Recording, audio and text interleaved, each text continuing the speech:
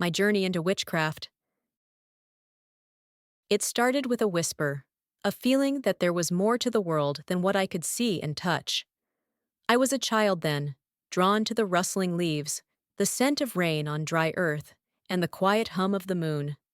I'd spend hours in the garden, talking to the flowers, convinced they understood me. My grandmother, a woman of quiet wisdom and knowing eyes, would watch me with a gentle smile. She never spoke of magic directly, but she'd tell me stories of the old ways, of the earth's energy, and of the interconnectedness of all living things. One day, she gave me a smooth gray stone. It felt warm in my hand, pulsing with a faint energy. She told me it was a grounding stone, a reminder of the earth's strength. It was my first tangible connection to something beyond the ordinary, and I cherished it. As I grew older, the whispers grew louder. I devoured books on folklore, mythology, and ancient practices.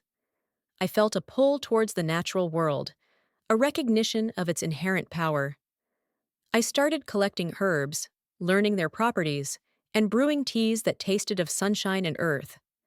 I'd light candles and sit in quiet contemplation, feeling a sense of peace and belonging I hadn't found anywhere else.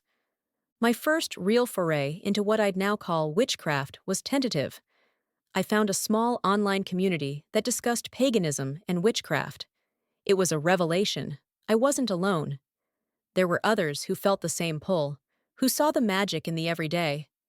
I started experimenting with simple rituals, guided by the wisdom I found online and in my growing collection of books.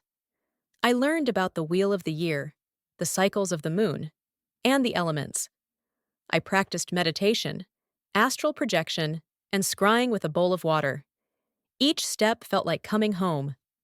The desire for deeper connection and guidance led me to seek out a coven. It wasn't easy. I lived in a relatively small town, and the pagan community wasn't as visible as it is in larger cities. I sent out feelers, attended local metaphysical shops, and eventually, through a series of serendipitous encounters, I found a group.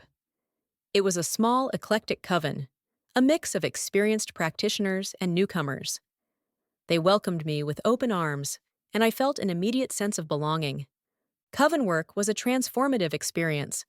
It was structured, disciplined, and deeply communal. We celebrated the Sabbats and Esbats together, sharing rituals, meditations, and wisdom. I learned about different traditions within witchcraft, the ethics of magic, and the importance of responsibility. My training was hands-on. I learned about spellcraft, divination techniques like tarot and runes, and the art of energy manipulation. I was taught how to build sacred space, how to invoke deities, and how to work with the energies of the land.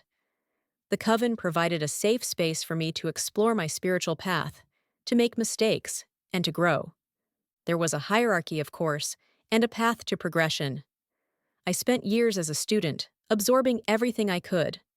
I learned from the High Priestess, a woman of immense power and compassion, who saw my potential and challenged me to push my boundaries. I learned from the other members, each bringing their unique perspectives and skills.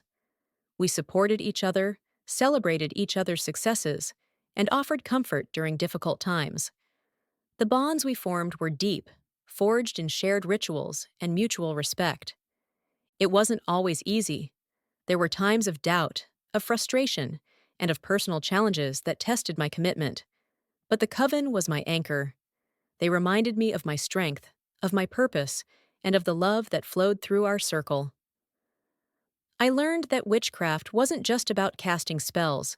It was about living in alignment with the earth, with oneself, and with others. It was about compassion, healing, and service. The term white witch emerged organically for me. It wasn't a label I sought, but rather one that described my practice. My focus has always been on healing, protection, and positive manifestation. I believe in using magic for the highest good, for myself and for others. I work with the benevolent energies of nature, with the divine feminine, and with the light that resides within all things. I've learned to trust my intuition, to listen to the earth's whispers, and to act with integrity and love. Now, many years later, I am a fully fledged witch.